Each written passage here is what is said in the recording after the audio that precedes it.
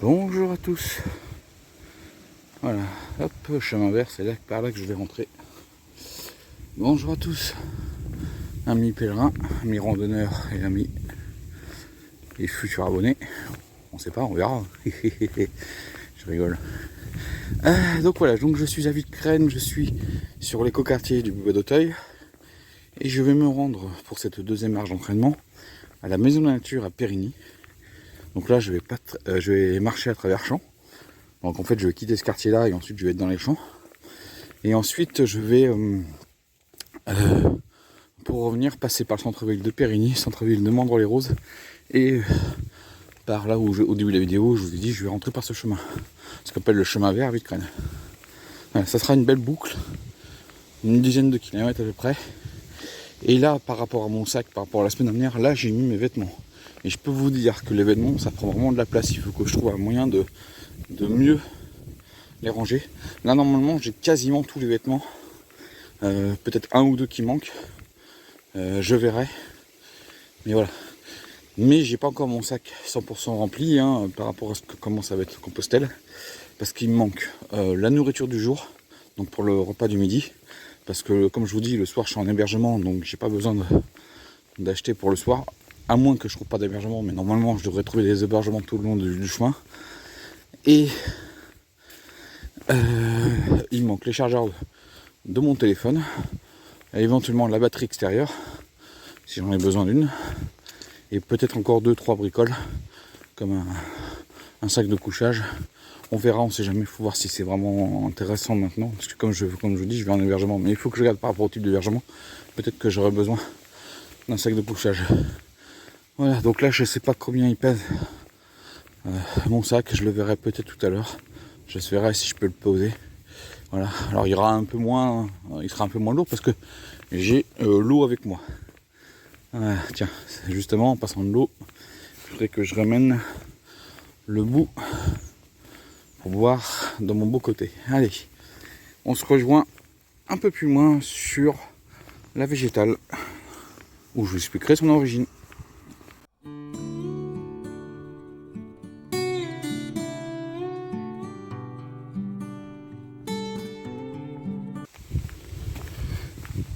Et voilà, là je suis sur l'ancien embranchement ferroviaire qui reliait donc la ligne Paris-Bastille vers Nagletan et qui vous amène maintenant sur l'écoquartier parce qu'avant l'écoquartier c'était le centre des PTT, centre logistique. Et donc là on est sur l'emprise dans l'ancienne ligne de chemin de fer.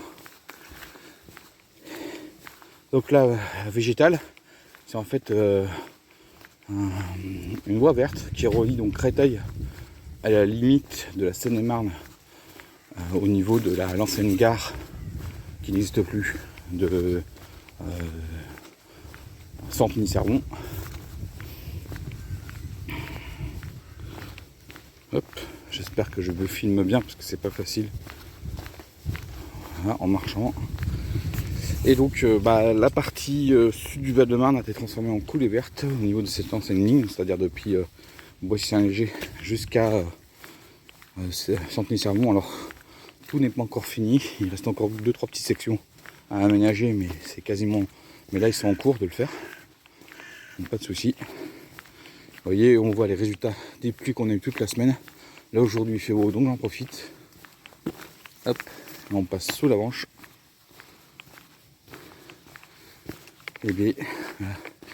Et cette ligne-là, vous l'en faites quand vous faites la première étape, vous l'empruntez dans Paris, parce que c'est la fameuse coulée verte René Dumont. Voilà, c'est-à-dire entre Bastille et jusqu'à le jardin de Rouilly, si je me trompe pas. Oula. Hop, ouais, une petite mise à jour, ouais, avec les jeux d'ombre et de lumière. Allez, on se retrouve un peu plus loin. Et voilà l'emprise de l'ancienne ligne de chemin de fer.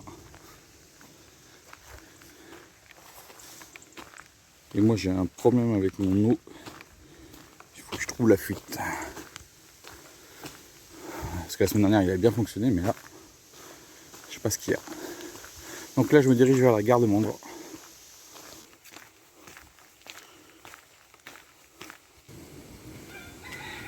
Et voilà, on arrive vers la gare et l'ancienne gare de Mandres a été transformée en ferme pédagogique. Donc si vous entendez des poules chanter, c'est un peu normal, poules et coqs, c'est normal.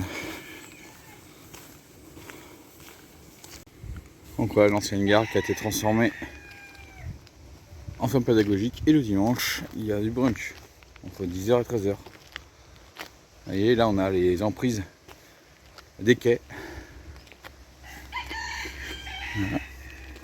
Donc moi je vais tout droit, et le chemin cette année, il a été prolongé par là, en direction de la gare de l'ancienne gare de Centeny-Servon, parce que le chemin de fer il est là, mais avec l'aménagement du TGV, et le passage il n'y a pas de pont, donc là le chemin il va allonger, il va passer au niveau du pont au-dessus du TGV, de la route départementale, et ensuite vous longez le TGV et vous arrivez au Lidl de Centeny, et ensuite vous arrivez à la gare de Centeny-Servon, et ensuite tout droit direction le chemin des Roses, donc qui est encore la suite de l'emprise de la ligne Paris-Bastille et qui vous amène jusqu'à Yèble. À partir d'ici, vous comptez, je sais qu'en Seine-et-Marne c'est 17 km, et d'ici on est à 2,5 km pratiquement du chemin des Roses. Donc voilà, vous comptez à peu près une vingtaine de kilomètres pour arriver jusqu'à Yèble. Et nous aujourd'hui, j'ai prévu de faire une dizaine de kilomètres avec 80% de la charge de mon sac à dos.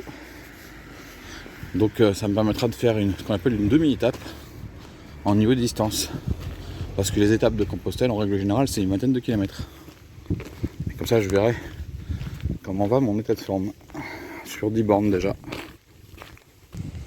Voilà, je rentre dans le domaine agricole de Rosebrouy. C'est ce que nous avons longé la dernière fois, la semaine dernière. Donc là, je suis de nouveau dans ce domaine. Alors, je vais le traverser. Et ensuite, j'irai longer le domaine de Saint-Leu pour aller à la maison de la nature. Et ici, il y a un centre d'implémentation agricole qui fait le tour de Mandres et de Périgny, avec le point de départ, la maison de la nature, et qui fait une dizaine de kilomètres. Et moi, je vous le conseille, vraiment, si vous êtes dans le coin, pour découvrir l'agriculture périurbaine et l'agriculture tout court.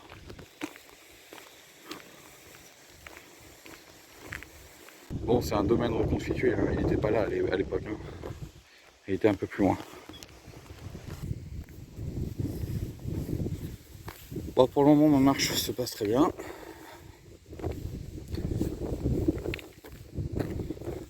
Moi, je suis admiratif à ceux qui font en bivouac parce qu'ils ont un poids beaucoup plus lourd que moi, entre 18 et 25 kg, suivant le type de sac qu'ils ont pris, sachant qu'ils ont pris un sac beaucoup plus grand que celui que j'ai, parce que n'oubliez pas, ils doivent rajouter la tente, le sac de couchage, un tapis de sol,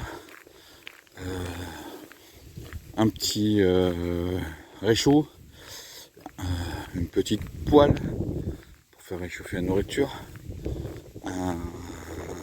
un verre d'eau pliable pour manger. Et bien sûr, eux, comme ils font bivouac, suivant les étapes qu'ils font, soit ils peuvent prendre pour la journée pour manger, soit ils doivent prendre pour plusieurs jours, c'est-à-dire 2 ou 3 4 jours maximum. Parce que je connais des endroits, comme je suis top aventurier, je sais qu'à un moment donné, il s'est retrouvé avec 3 jours sans pouvoir faire de ravitaillement. Donc ils ont dû, avec son compagnon de route, prendre pour plusieurs jours pour manger. Donc vraiment, moi je suis admiratif pour les gens qui font du bivouac. Je suis admiratif pour tout le monde, hein, parce qu'il faut le faire composter, hein, mine de rien. Ceux qui le font d'une seule traite, ou ceux comme moi, qui le font par étapes, parce que faut prendre du temps pour le faire. Donc là vous avez des serres, juste en face de nous. Et maintenant on va aller passer derrière les serres, mais il faut que je contourne toutes les serres. Et on va prendre le petit bout de chemin, là où vous voyez les arbres. C'est le chemin que j'avais pris la dernière fois, pour rentrer depuis les étangs de Servon. Non, vous rêvez pas, il y a bien un arbre qui a traversé la serre. Voilà, pratiquement 50 minutes de marche. Et j'ai fait plus de 3 km 300. Et là, donc, je suis à la limite des communes. D'un côté, On a donc en face de nous Servon, là où j'étais venu la dernière fois, la semaine dernière, où j'avais repris ce chemin là pour rentrer. Ici c'est Mandres et là Périgny. Et nous, je vais prendre ce chemin donc, qui va se longer les terres agricoles pour rejoindre la maison de nature, et c'est là que je vais faire une pause. Donc là vous avez le complexe d'Éden, le complexe commercial comme d'Éden. Et puis là-bas, alors on ne voit pas le triangle, mais presque de Leroy Merlin, à Brie-Contrebert, et vous avez la ville de Brie-Contrebert qui est au fond. Voilà, et là on est sur les champs agricoles. Et voilà mon petit chemin que j'emprunte tranquille.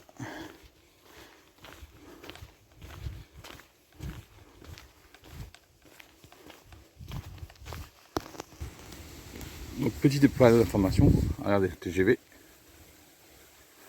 L'un des nombreux TGV. Et là ici, je connais un qui me dirait, tiens, c'est un bon point de bivouac. Ce qui est vrai en plus. Et là sur le panneau que je viens de voir, pour vous donner une idée, par rapport à l'agriculture en Ile-de-France, seuls 27% des parcelles agricoles appartiennent aux exploitants. Le reste, c'est de la location de terrain.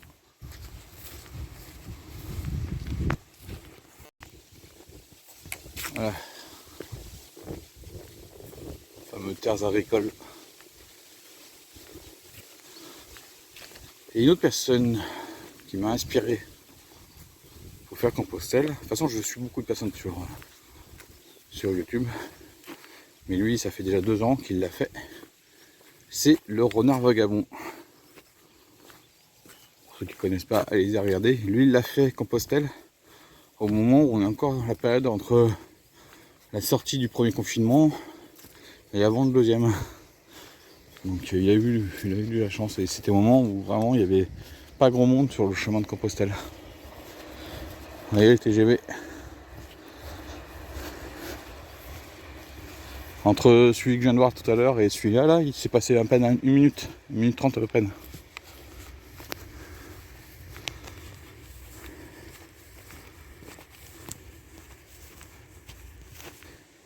Et voilà, je suis sur le site de la maison de nature. Alors, la maison est juste derrière, mais elle est en cours de rénovation. Je vous la montrerai tout à l'heure. Et là, je vais aller m'asseoir sur la pierre pour me poser. Et le chemin de randonnée, le chemin de découverte, il passe par là. Mais moi, je vais reprendre par là. Donc voilà, la maison de nature, elle est en rénovation.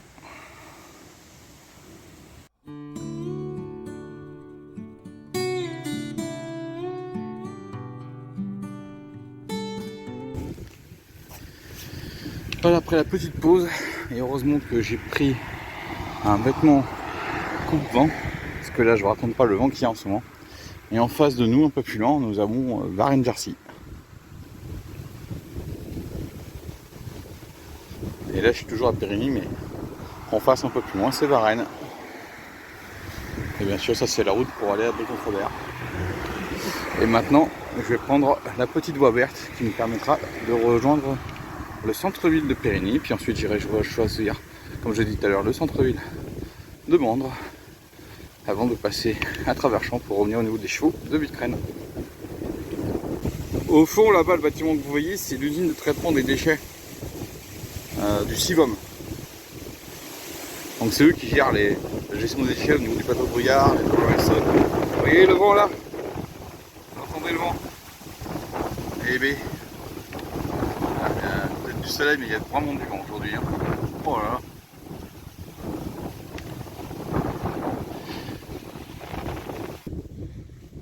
là. Les maraîchers.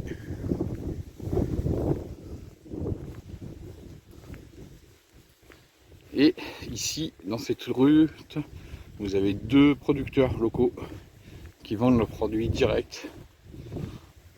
Donc dans des petites cabanes, donc il y en a une qui est là-bas.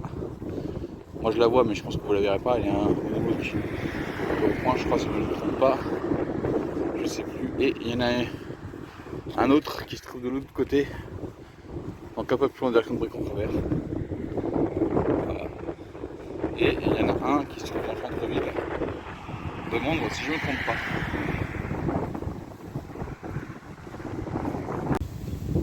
Ah, je vous raconte pas les amis. Il y a un de ces vents en ce moment. Donc j'ai ma casquette qui s'est enlevée. Alors je suis pas sûr de partir avec ma casquette, peut-être que j'achèterai un chapeau. On verra, j'ai pas encore décidé. Mais voilà, je fais encore plein de réglages. Là aujourd'hui c'est une étape vraiment plate, vous verrez à la fin sur le dénivelé, en fait c'est du plat. Mais je pense que le fait que je monte, je descends l'appareil, mon téléphone, ça compte comme si j'avais monté de 10 cm, descendu de 10 cm.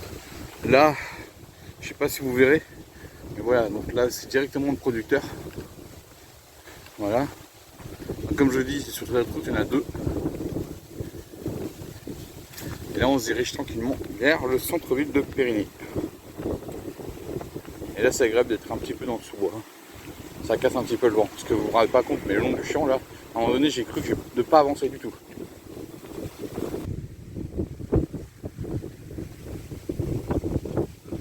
Ah, j'en ai fini avec cette longue ligne droite là à travers le champ. Petite vierge.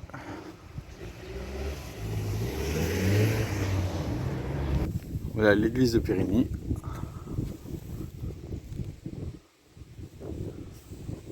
Elle est moins noire.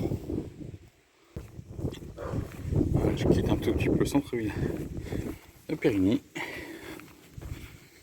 Là vous avez la mairie au fond. Et je me dirige vers Mondre-les-Roses.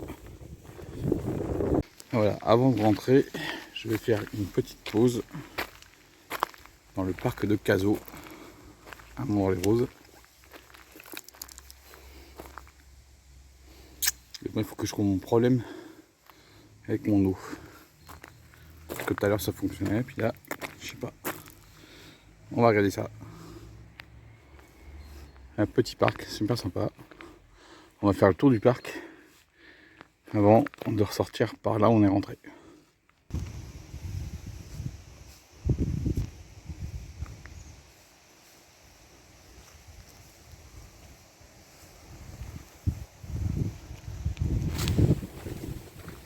Voilà, donc là, j'ai fait une petite pause dans le parc. On va... Et puis il me reste après une petite demi-heure de marche. Donc là c'est une gloriette, que vous voyez. Il me reste 2 km 500 et une petite demi-heure de marche tranquille. Donc voilà.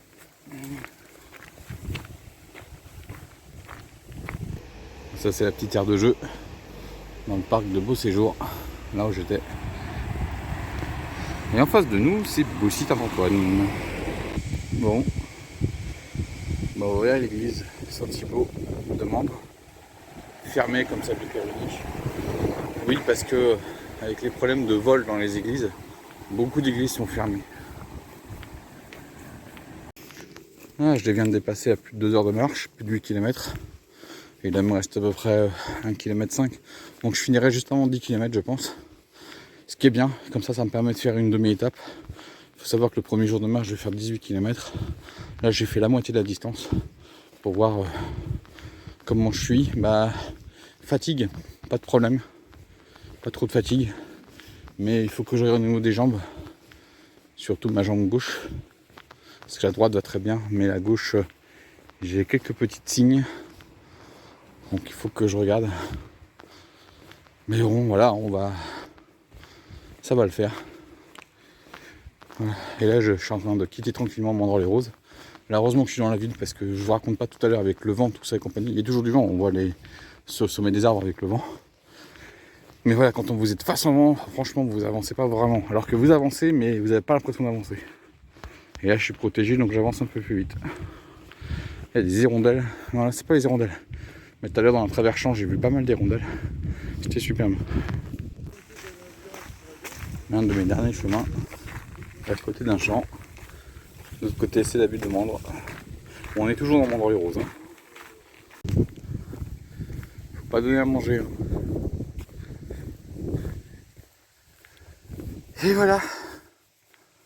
Là on va aller jusqu'à pratiquement l'antenne relais si je me trompe pas. Et tourner à droite pour prendre le chemin du retour. Le dernier chemin. Bon bah là avec aujourd'hui je vais presque faire 10 km avec 80% de mon sac qui est en charge. C'est pas mal. Ça permet de, comme je vous dis, ça permet de voir la fatigue. Mais je comprends aussi les gens quand par exemple quand vous partez au Puy-en-Velay et que vous voulez pas faire la première étape complète. Si je me trompe pas, c'est simple les Vadalier, hein. J'espère que je me trompe pas. Il y en a qui s'arrêtent à Montbonnet. Alors je crois que Montbonnet c'est une dizaine de kilomètres. Il y a Saint-Christophe de Delaison et ensuite c'est Montbonnet. Je connais un peu, en fait, ce fameux GR65 parce que j'ai vu pas mal de gens le faire. Et puis surtout que moi aussi je pensais aussi partir du Puy. Mais en fait, je voulais pas dire en présentation de sa compagnie, hein, et puis dans la première vidéo de marche, mais là dans la deuxième. Mais en fait, je me suis dit, mais pourquoi, au lieu de partir du Puy-en-Velay, regardez, on a encore d'autres chevaux. Ah, il y a plein de chevaux ici. Au lieu de partir du Puy-en-Velay, pourquoi ne pas partir chez soi et de suivre les chemins de Compostelle? Bah, d'où le fait que j'ai décidé de faire le chemin pour rejoindre Vézelay. Et ensuite, après Vézelay, on prendra le chemin de Limoges en partie avant de Bussy-Riquet. Et oui, j'ai envie de faire mon propre chemin et d'aller pas à pas vers Compostelle. Et là, je peux vous dire que ça va. Mais j'ai toujours cette petite, pas blessure, mais cette petite tension dans le genou gauche. Donc on verra. Donc prendre son temps, écouter son corps. C'est des conseils que je donnerais. Il faut écouter son corps. Et me voilà de retour à Villecrène, à la centre équestre de Villecrène. C'est là que j'ai appris à faire du cheval.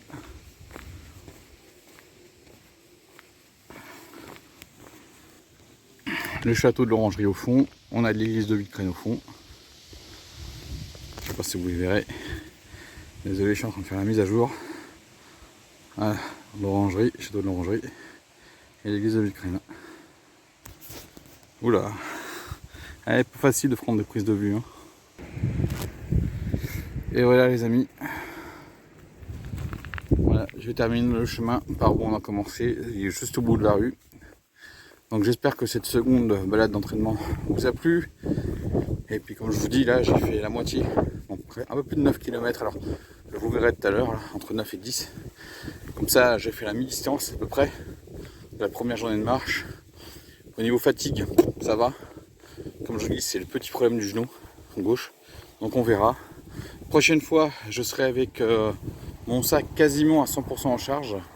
Alors je dis quasiment parce que je pense qu'il me manquera encore quelques petites bricoles avant de partir. Mais j'aurai pratiquement le sac plein. Et il y aura la bouffe parce que je ferai un arrêt pour manger. Et sur une distance un peu plus longue, je pense pas les 18 km, mais peut-être 14 ou 15. Ça permettra pratiquement à 1 heure de marche en moins. On verra ce que ça fera. Voilà, donc ce sera cette troisième marche de réparation au Compostelle. Et moi je vous dis ciao et à la semaine prochaine. Et vous allez voir le résultat de ma marche à la fin de la vidéo.